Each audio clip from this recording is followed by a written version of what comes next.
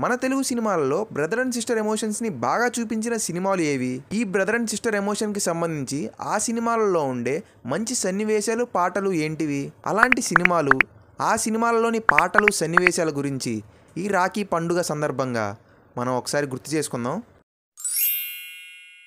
వీడియోలోకి వెళ్ళబోయే ముందు మనకు తెలుసు రాఖీ పండుగ అంటే బ్రదర్ అండ్ సిస్టర్స్కి సంబంధించిన పండుగ. ఈ పండుగ రోజున మహిళలు సోదరులకు బొట్టు పెట్టి రాఖీ కట్టి ఆశీర్వదించి తరువాత ఒకరికి ఒకరు స్వీట్ తినిపించుకుంటారు. మహిళ తన సోదరుడు మహోన్నత శిఖరాలకు ఎదగాలని కోరుకుంటూ సోదరునికి కట్టేదే ఈ రాఖీ. మరి రాఖీ అంటే ఏంటి? రక్షాబంధన్. పురుషులు తమ సోదరీమణులకు రక్షగా ఉండి ఎటువంటి పరిస్థితుల్లోనైనా తమ సోదరీమణులకు అండగా ఉండాలి. ఇలాంటి గొప్ప అనుబంధమే మన అన్నా చెల్లెళ్ళ అనుబంధం, అక్కా తమ్ముళ్ళ అనుబంధం. ఇటువంటి గొప్ప అనుబంధం పైన మన TFIలో చాలా పాటలు, సన్నివేశాలు, చిత్రాలు ఉన్నాయి. అవేంటో ఒకసారి గుర్తు చేసుకుందాం. మనం మాట్లాడుకోబోయే ఫస్ట్ సినిమా ఖచ్చితంగా రాఖీ పండుగ రోజున మన టీవీ ఛానల్స్లో ఏదో ఒక ఛానల్ అయితే వేస్తారు. ఇండిపెండెన్స్ డే రోజు ఖడ్గం, గాంధీ జయంతి రోజు మహాత్మా సినిమాలు మన టీవీలో ఎలాగైతే చూస్తామో అలాగే రక్షాబంధన్ రోజున గోరింటాకు సినిమా కూడా మన టీవీలో చూస్తాం. ఈ చిత్రం గురించి మాట్లాడుకోవాలంటే ముందుగా రాజశేఖర్ గారిని మరియు మీరా జాస్మిన్ గారిని అభినందించాలి. వీరు అన్నా చెల్లెల పాత్రలలో ఈ సినిమాలో నటించే విధానం చాలా బాగుంటుంది. అయితే ఈ సినిమాలో చెల్లెలకు పెళ్లి కాక ముందు ఉండే అన్నా చెల్లెల సీన్స్ అయితే చాలా బాగుంటాయండి. ఈ సినిమాలో చెల్లెలు అంటే అన్నయ్యకు పంచప్రాణాలు. చెల్లి కోరుకున్న వ్యక్తితో అన్నయ్య తనకు పెళ్లి చేస్తాడు.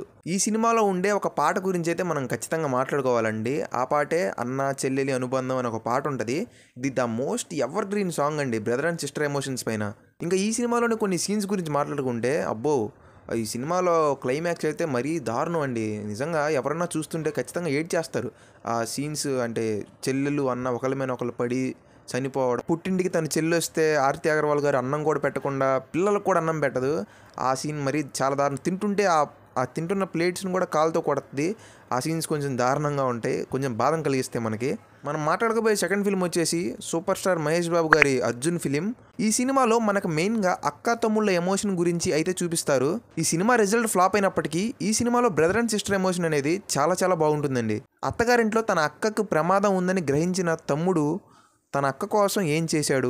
తన చుట్టుపక్కల ఉండే ప్రమాదాలను గుర్తించకుండా తన తమ్ముడిని అక్క ఇంటి నుండి తరిమేసిన ఇంటి బయట కూర్చొని అక్కకు కాపలా కాసే ఒక గొప్ప తమ్ముడిగా ఈ క్యారెక్టర్లో నటించిన మహేష్ బాబు గారు చాలా బాగా నటిస్తారని చెప్పుకోవాలి. తన అక్క చుట్టుపక్కలే ఉండి ఈ ప్రమాదాల నుండి తన అక్కను కాపాడుకుంటాడు.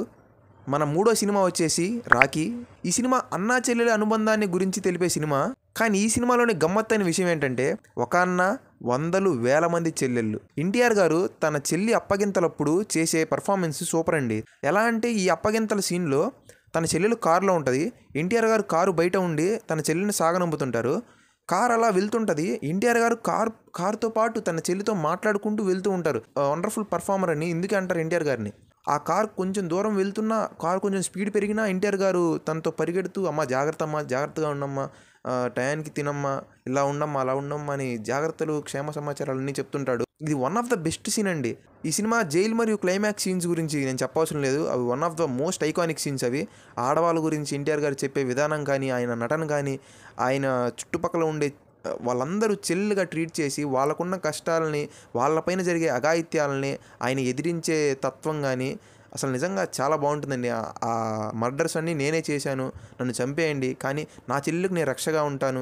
ఇలాంటి సీన్స్ చూస్తే మన రియల్ లైఫ్లో కూడా మన సోదరీమణులకు ఇంత రక్షగా ఉండాలి, ఇంత ప్రొటెక్షన్ వాళ్ళకి ఇవ్వాలి, బయట సొసైటీ ఇలా ఉంది అని మనకు కూడా ఒక ఆలోచన వచ్చే విధంగా ఆ సీన్స్ అయితే ఉంటాయండి. ఇది రాఖీ సినిమా గురించి. మన నెక్స్ట్ సినిమా వచ్చేసి అన్నవరం.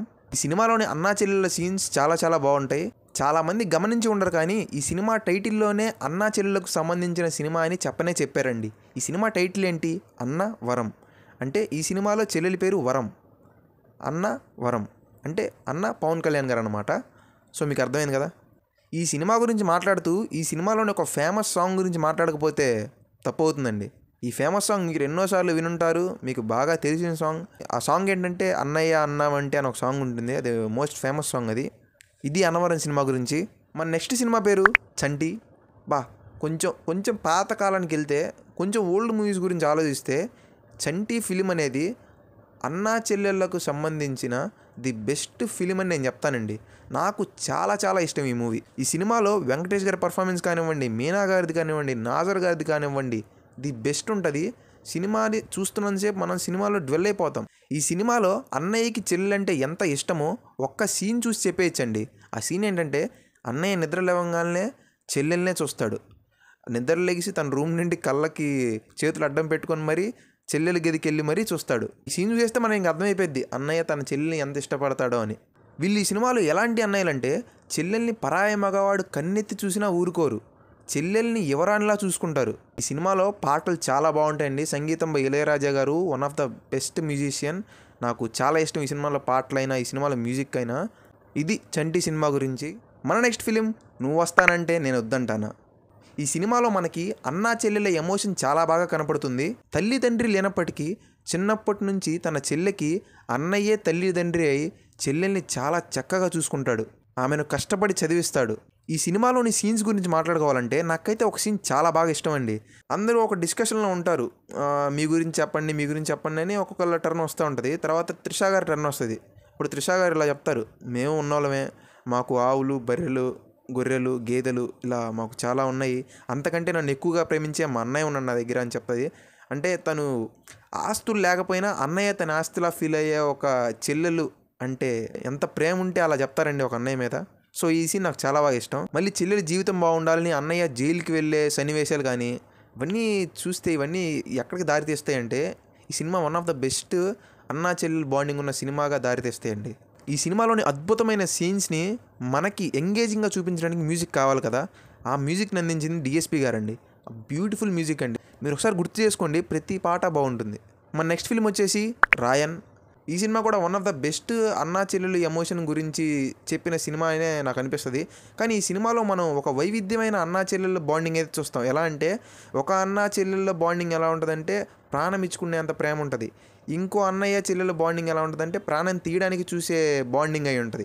ఈ సినిమా చూస్తే మనకు తెలిసిపోతుందండి, పెద్దన్నయ్య చెల్లెలు చాలా అనుబంధంతో, అనురాగంతో, ఆప్యాయతతో ఉంటారు. మరియు రెండో అన్నయ్య, మూడో అన్నయ్య వీళ్ళిద్దరిని చంపాలని చూస్తుంటారు. సో ఇలాంటి బాండింగ్ చూడడం వల్ల మనకేమనిపిస్తుంది అంటే, ఒకే కుటుంబంలో పుట్టి కూడా ఇలా ఉంటారా, ఒక బాండింగ్ ఇలా, ఒక బాండింగ్ ఇలా. ఈ సినిమాలోని సీన్స్ గురించి మాట్లాడుకుంటే నాకు ఒక సీన్ అయితే చాలా బాగా ఇష్టం అండి.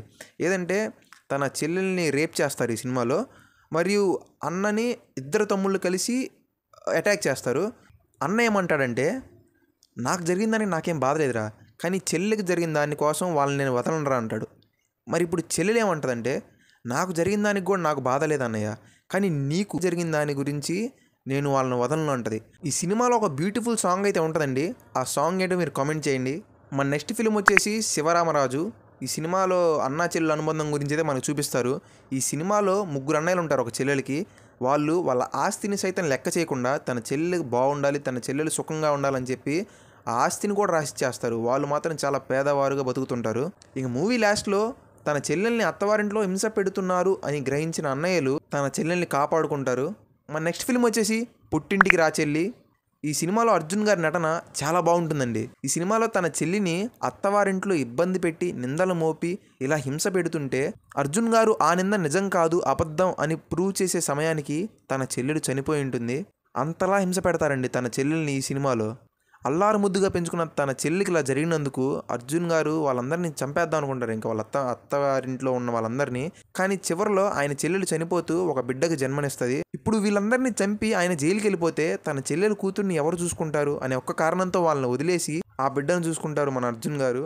ఇవి బ్రదర్ అండ్ సిస్టర్ ఎమోషన్స్ని తెలిపే కొన్ని TFI చిత్రాలు, సన్నివేశాలు మరియు పాటలు. ఈ వీడియో మీకు నచ్చితే లైక్ చేయండి, కామెంట్ చేయండి, చివరిలో సబ్స్క్రైబ్ చేసుకోవడం మాత్రం మర్చిపోకండి. See you in my next videos. Until then, keep smiling.